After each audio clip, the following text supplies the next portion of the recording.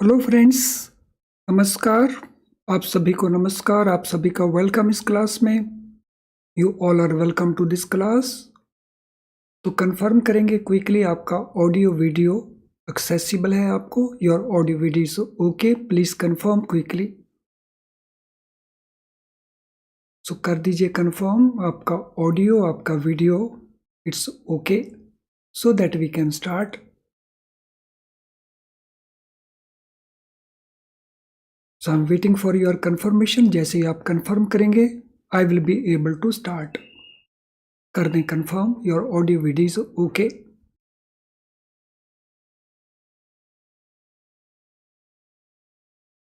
सो जितने भी students class में आ चुके हैं सभी कंफर्म कर देंगे क्विकली, ताकि हम डिस्कस कर सकें। तो कल यानी हमारा जो लास्ट सेशंस थे उनके अंदर हम क्वेश्चंस को डिस्कस कर रहे थे। सो कुछ क्वेश्चंस हमारे रह गए थे, तो first let us discuss those questions और फिर हम आगे डिस्कशन को कंटिन्यू करेंगे। तो ये पहला क्वेश्चन है आज के लिए। What information must be disclosed under Section 129 subsection 5 of Companies Act 2013 if financial statements do not comply with the accounting standards? तो अगर फाइनेंशियल स्टेटमेंट अकाउंटिंग स्टैंडर्ड के साथ मैच नहीं कर रहे हैं तो क्या डिस्क्लोज करना होगा according to section 129 subsection 5? Only deviations from the accounting standards, only reasons for such deviations, only financial aspects, some effects arising out of such deviations, या ये सारे के सारे डिस्क्लोज करने होंगे। सो क्वेश्चन नंबर 7, तो आपके लिए कौन सा आंसर एप्रोप्रिएट नजर आता है आपको? So which appears to be appropriate answer for this?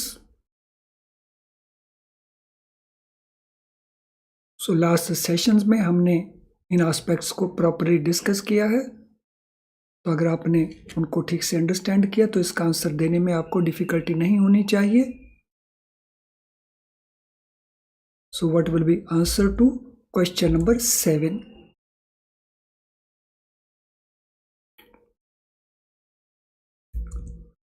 So it is all these, ये सारे के सारे ही हमें डिस्क्लोज करने पड़ेंगे।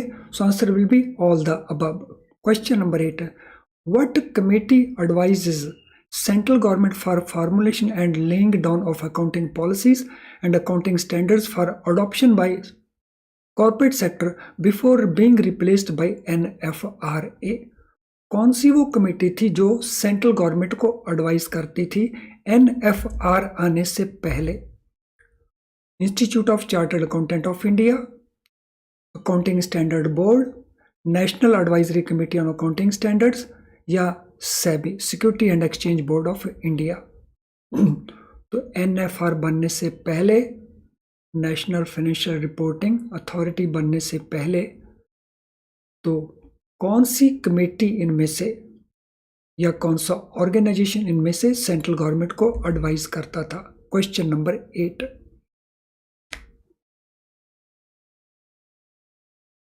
So what is the answer for question number 8?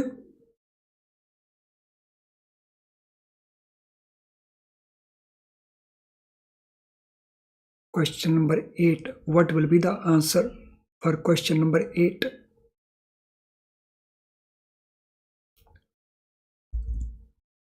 So it was National Advisory Committee on Accounting Standards. That is the answer C. So answer C is the right answer here.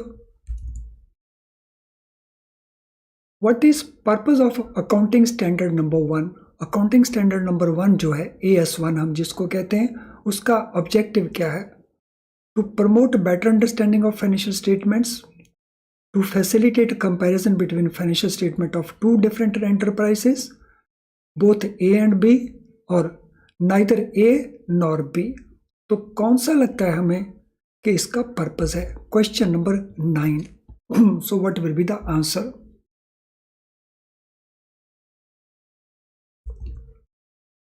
तो accounting standard 1 जिसको हम लिखते हैं AS1, इसका purpose क्या है?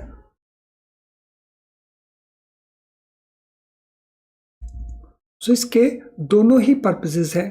Better understanding को promote करना है फाइनेंशियल स्टेटमेंट्स का, और कंपैरिजंस के लिए भी हमें प्लेटफॉर्म ये तैयार करके देता है।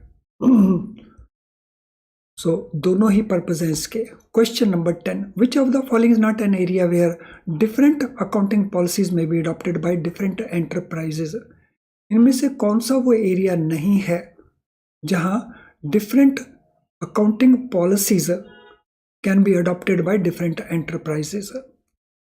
गुडविल का treatment, valuation of inventories, salary payments का treatment, profit on long term contracts का रिकॉग्निशन। इनमें से कौन सा वो एरिया नहीं है जहां पे different accounting policies can be adopted? कौन सा नहीं है, ये आंसर हमें बताना है क्वेश्चन नंबर 10 के लिए। Sorry friends.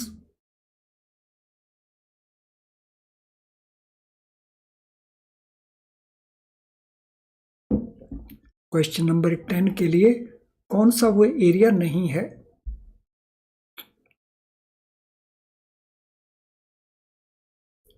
Which is not that area?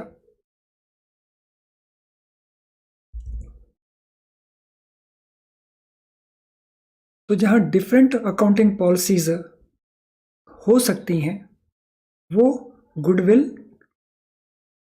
Valuation of inventories, recognition of profit on long term basis, लेकिन ट्रीटमेंट ऑफ सैलरी पेमेंट इससे बाहर हो जाता है। So this is not that area जहां पे different accounting policies can be adopted by different enterprises.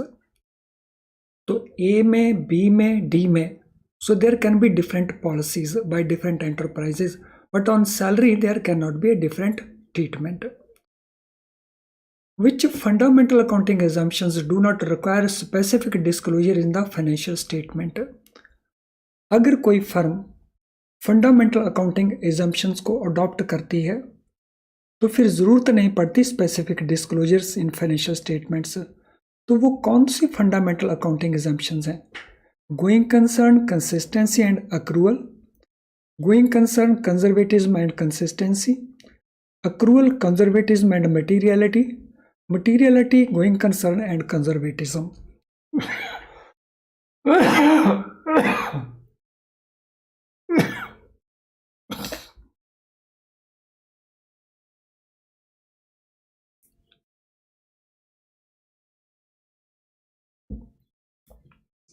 सो इनमें से किसका अगर कंप्लायंस होता है तो फिर जो स्पेसिफिक डिस्क्लोजर की जरूरत नहीं पड़ती। क्वेश्चन नंबर 11 के लिए, so what will be the answer?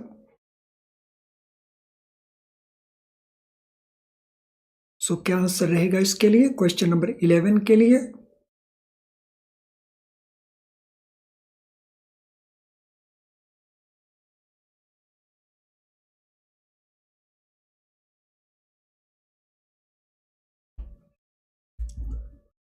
So it will be answer A.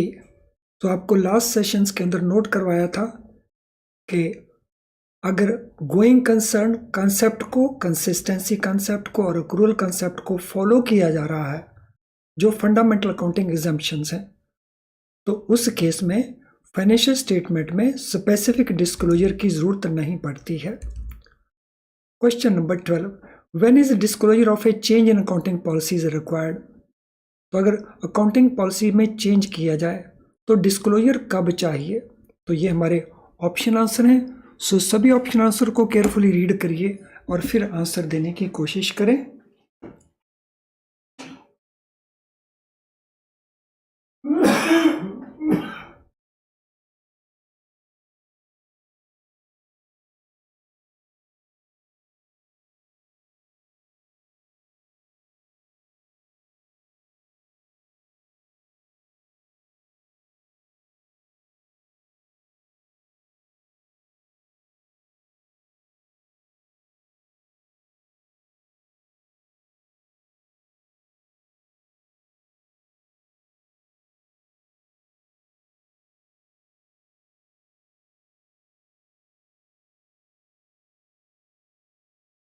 Yes, what is the answer for question number 12?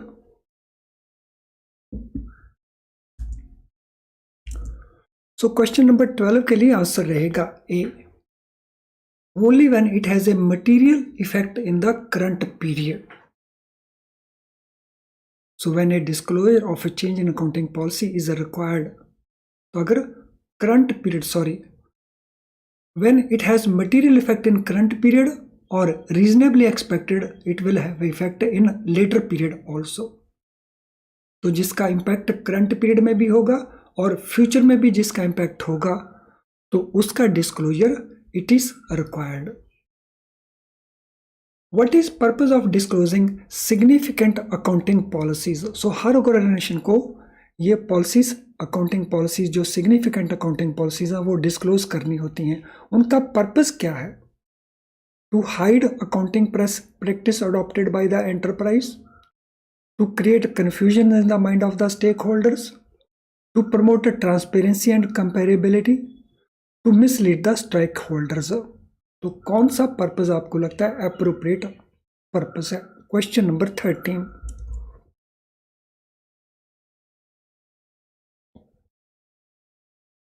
So which is the appropriate purpose?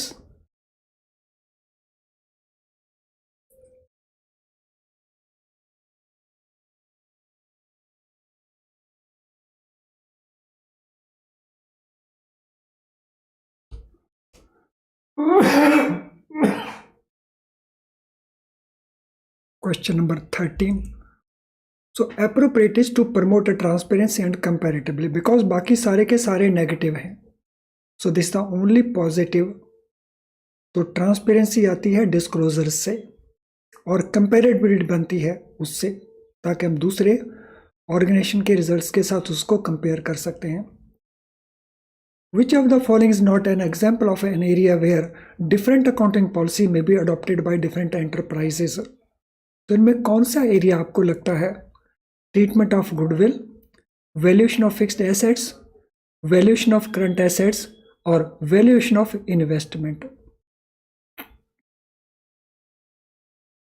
तो which of the following is not an example of an area where different accounting policies may be adopted by different enterprises? तो उसी pattern के ऊपर ये second question है. तो which of the following is not an example of area where different accounting policies may be adopted? तो इनमें कौन सा वो एरिया है जहां पे डिफरेंट पॉलिसी नहीं होंगी, एक जैसी पॉलिसी रहेंगी? तो वो एरिया हमने आइडेंटिफाई करना है क्वेश्चन नंबर 14 में. So it is current assets का वैल्यूएशन. तो valuation of current assets. What is purpose of compliance with accounting standard number 1? Accounting standard number 1 को हम कंप्लाई करते हैं, उसका पर्पस क्या है? To avoid legal action by regulatory authorities, to facilitate more meaningful comparison between financial statement of two different enterprises, to avoid financial penalties, और compliance with accounting standard 1 is not necessary. तो purpose क्या है accounting standard number 1 को comply करने का?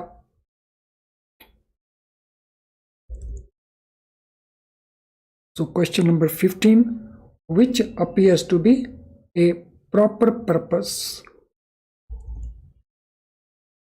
तो purpose है to facilitate more meaningful comparison in financial statement of two different enterprises. तो ये अकाउंटिंग स्टैंडर्ड में क्योंकि अकाउंटिंग पॉलिसीज का डिस्क्लोजर होता है तो हम कंपैरिजन कर सकते हैं दो ऑर्गेनाइजेशंस की जो फाइनेंशियल स्टेटमेंट्स का. When should a fact be disclosed if a fundamental accounting assumption is not followed? अगर फंडामेंटल अकाउंटिंग assumption को फॉलो नहीं किया जाए तो when should a fact be disclosed? Always when it has material effect, when it does not have a material effect on the financial statements, or disclosure of non-following of fundamental accounting assumption is not required at all. तो when should a fact be disclosed? अगर fundamental accounting assumption को follow नहीं किया जाता. तो always disclose करना होगा, या जब इसका मटेरियल इफेक्ट है तब डिस्क्लोज करना होगा, या जब उसका मटेरियल इफेक्ट नहीं है तब डिस्क्लोज करना होगा। So question number 16।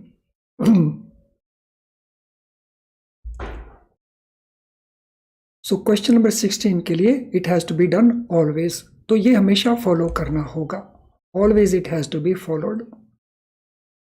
चलिए फ्रेंड्स, जिनका लाइक डिसलाइक अभी तक नहीं हुआ क्विकली लाइक डिसलाइक को कंप्लीट कर देंगे ताकि हम आगे क्विकली प्रोग्रेस करें। सो कई स्टूडेंट्स हैं जिनका लाइक डिसलाइक अभी तक नहीं हुआ है, तो क्विकली लाइक डिसलाइक को कंप्लीट कर देंगे ताकि हम आगे चलें।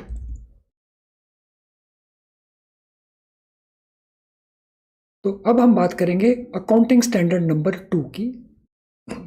एक और इंपॉर्टेंट अकाउंटिंग स्टैंडर्ड है।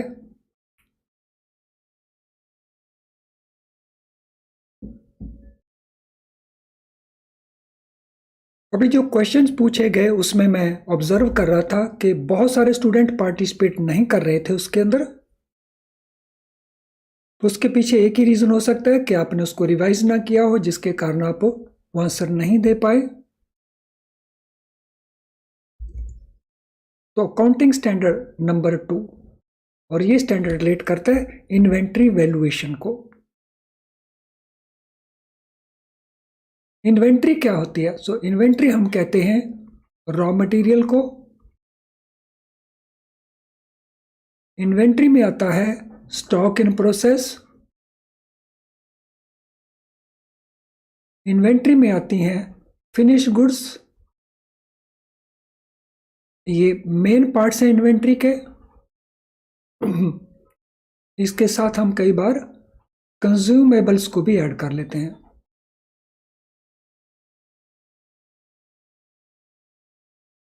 तो ये जो अकाउंटिंग स्टैंडर्ड नंबर 2 है वो इसको रिलेट करता है कि इसका वैल्यूएशन कैसे किया जाए।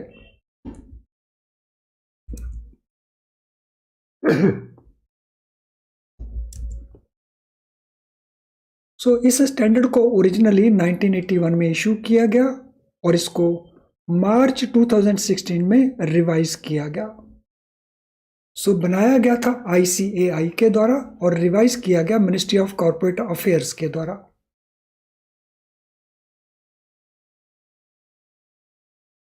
सो this standard was originally issued in June 1981 by ICAI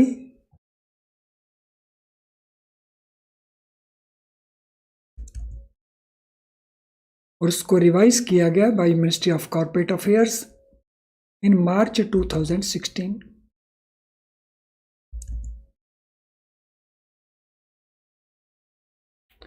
Standard has been revised for entities other than companies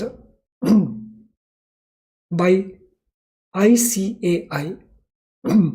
सो जो तो कंपनीज को रिलेट करता है उसको तो रिवाइज कर दिया मिनिस्ट्री ऑफ कॉर्पोरेट अफेयर्स ने, और जो कंपनीज को रिलेट नहीं करता अदर देन कंपनीज उसको भी रिवाइज किया गया 2016 के अंदर, लेकिन ये रिवीजन किया गया council of ICAI।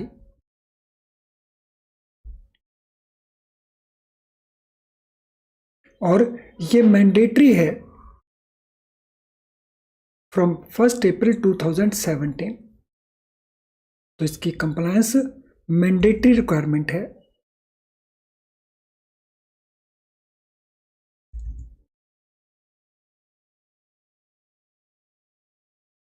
So it deals with the determination of the values at which inventories are carried in the financial statement।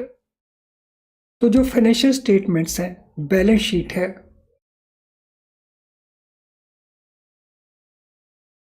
या प्रॉफिट एंड लॉस अकाउंट है। सो प्रॉफिट लॉस अकाउंट के भी अंदर हम क्लोजिंग स्टॉक दिखाते हैं, opening stock भी दिखाते हैं, और बैलेंस शीट के अंदर भी हम क्लोजिंग स्टॉक को दिखाते हैं। तो किस वैल्यू के ऊपर इनको दिखाया जाए उसका जो डिटर्मिनेशन होना है वो इसके साथ ये स्टैंडर्ड डील करता है। So it deals with determination of the value के हमारे जो क्लोजिंग स्टॉक है उसकी वैल्यू क्या है, उसको डिटरमिन करने के साथ ये स्टैंडर्ड रिलेटेड है। Inventories are to be valued at lower of cost और net realizable value। तो स्टैंडर्ड क्या कहता है कि इन्वेंट्री को जब हम वैल्यू करेंगे तो उसमें हम दो चीज़ों को देखेंगे, एक होगा कॉस्ट,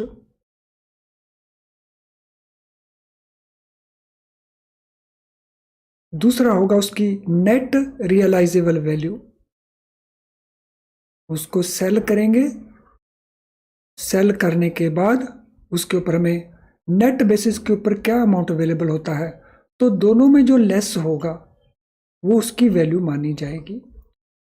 तो अगर कॉस्ट उसकी 100 है और नेट रियलाइजेबल वैल्यू उसकी हुई हमारे पास लेट अस से 113, तो उसकी वैल्यू 100 मानी जाएगी। और अगर नेट रियलाइजेबल वैल्यू उसकी बनती है लेट अस से 98, तो फिर 98 को उसकी वैल्यू मानी जाएगी। So whichever is lower that is to be followed.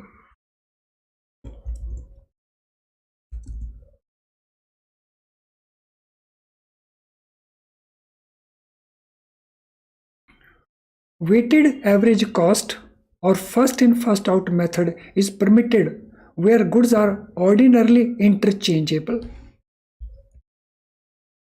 अगर गुड्स ऑर्डिनरली इंटरचेंजेबल हों तो उन केसेस के अंदर दो और मेथड हैं, एक हम जिसको कहते हैं वेटेड एवरेज कॉस्ट मेथड और एक होता है FIFO method, first in first out. तो फिर इन मेथड्स को भी यूज किया जा सकता है। तो normally it will be this method, but where goods can be interchanged, तो उन केसेस के अंदर हम इनमें से किसी भी मेथड को यूज कर सकते हैं अकॉर्डिंग टू द स्टैंडर्ड।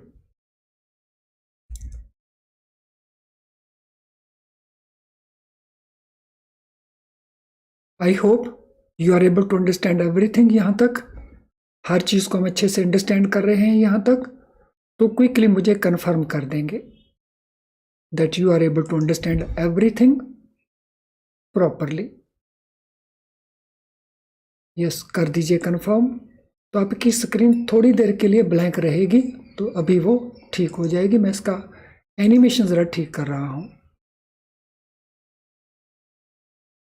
तो आपकी स्क्रीन अगर ब्लैंक नज़र आती है तो इमीडिएटली वो सही नज़र आना शुरू हो जाएगी। Yes, it is okay now.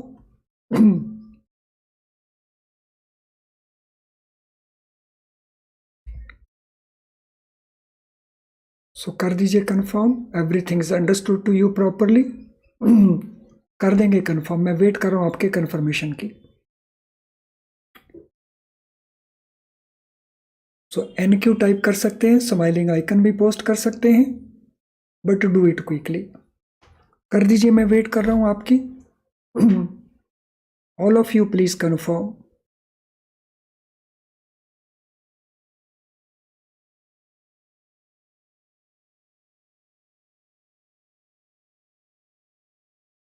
So I'm waiting for that confirmation from you that you are been able to understand everything properly.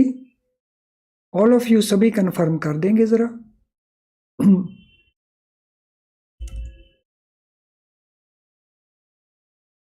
Now, specific identification method is allowed when goods are not ordinarily interchangeable। अगर goods ordinarily interchangeable नहीं है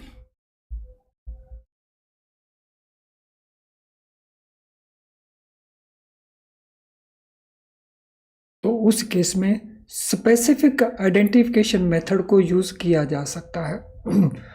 सो जहां goods ordinarily interchangeable हैं वहां पे weighted average या first in first out, और जहां गुड्स ऑर्डिनरली इंटरचेंजेबल नहीं है तो वहां पे स्पेसिफिक आइडेंटिफिकेशन मेथड परमिटेड होगा।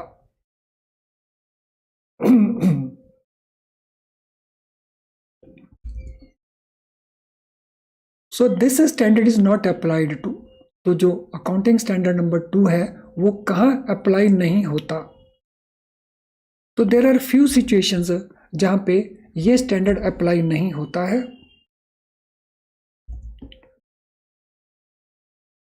तो वो कौन सी सिचुएशंस हैं जहां पे इस स्टैंडर्ड को यूज नहीं किया जाएगा? Work in progress arising under construction contracts. So जो कंस्ट्रक्शन कॉन्ट्रैक्ट्स हैं उनमें भी वर्क इन प्रोग्रेस होता है। तो वो कैसे होता है? लेट अस से एक बिल्डिंग बन रही है और बिल्डिंग के 4 फ्लोर्स हैं। 4 में से 2 फ्लोर्स पूरे हो चुके हैं, कंप्लीट हो चुके हैं, और 3rd फ्लोर के ऊपर काम चल रहा है। तो जिस फ्लोर के ऊपर काम चल रहा है तो उस फ्लोर का जो वैल्यू है वो कहलवाता है वर्क इन प्रोग्रेस। तो अगर कंस्ट्रक्शन का कॉन्ट्रैक्ट है उसमें जो वर्क इन प्रोग्रेस है उसके ऊपर ये स्टैंडर्ड एप्लीकेबल नहीं होता। लेकिन अगर वो एक मैन्युफैक्चरिंग फैक्ट्री है, उसके अंदर जो गुड्स बन रही हैं उसमें जो वर्क इन प्रोग्रेस है उसके ऊपर एप्लीकेबल होगा। तो ये एप्लीकेबल कहाँ पे नहीं होगा? जो कंस्ट्रक्शन कॉन्ट्रैक्ट्स हैं उनमें जो वर्क इन प्रोग्रेस है वहां पे ये एप्लीकेबल नहीं होगा। Work in progress of service providers,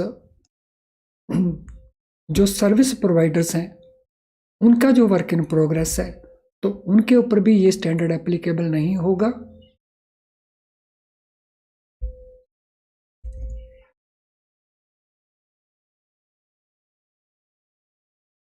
similarly अगर शेयर्स को, डिबेंचर्स को as a stock in trade हमने होल्ड किया हुआ है उसके ऊपर भी एप्लीकेबल नहीं होगा। सो स्टॉक इन ट्रेड का मीनिंग होता है जिसको हमने बेचने के लिए रखा होता है। तो अगर शेयर्स हैं, डिबेंचर्स हैं और हमने उसको बेचने के लिए रखा हुआ है तो उसके ऊपर भी ये स्टैंडर्ड एप्लीकेबल नहीं होता। तो in that also this standard does not become applicable. ये सारे क्वेश्चन पेपर में पूछे जाते हैं।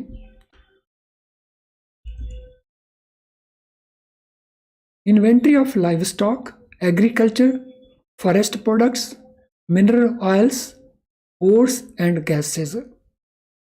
तो लाइव स्टॉक होता है पशुधन, एनिमल्स। तो एनिमल्स के ऊपर, एग्रीकल्चर और फॉरेस्ट प्रोडक्ट के ऊपर, मिनरल ऑयल्स, ओर्स और गैसेस के ऊपर। तो इनके ऊपर भी ये स्टैंडर्ड एप्लीकेबल नहीं होता।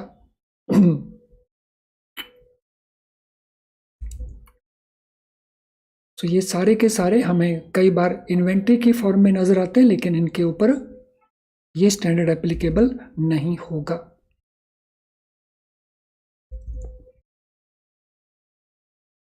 आई hope everything is properly understood to us और आपने अच्छे से नोट कर ली है। और अगर ऐसा है तो फटाफट स्माइलिंग आइकन को पोस्ट कर देंगे। सो अकाउंटिंग स्टैंडर्ड नंबर 2 के बारे में जो जानकारी आपके साथ शेयर की गई है, अब आप इसको ठीक से अंडरस्टैंड करते हैं और आपने इसको अच्छे से नोट कर लिया है। सो क्विकली ये कंफर्मेशन ऐड कर देंगे बाय पोस्टिंग ए स्माइलिंग आइकन।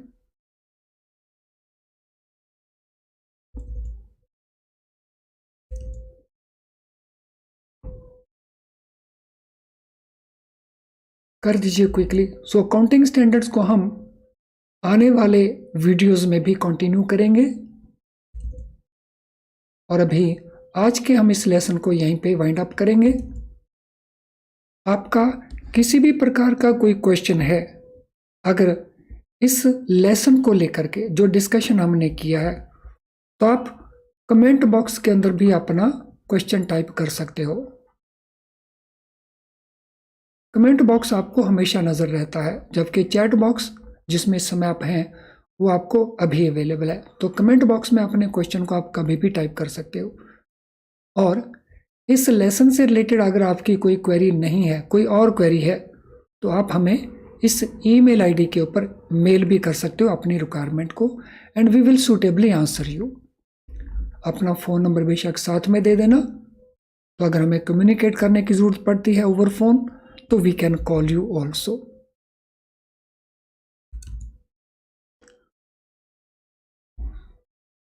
सो अकाउंटिंग स्टैंडर्ड के जो रूल्स हैं वो हमें फॉलो करना है। इसका जो वाई पार्ट है वो फिर हमें ICAI डिटेल में बताएगा, लेकिन पेपर में उसका कोई बेनिफिट नहीं होगा। इसलिए जो हमारा फोकस है वो होना चाहिए फैक्ट्स के ऊपर, रीजनिंग के ऊपर नहीं। तो रीजनिंग जहाँ जहाँ इंपॉर्टेंट है वो आपको बताई जाएगी। तो चलिए आज की क्लास को वाइंड अप करते हैं। सो हम कंटिन्यू करेंगे अगली क्लासेस के अंदर। Thank you friends, all the best.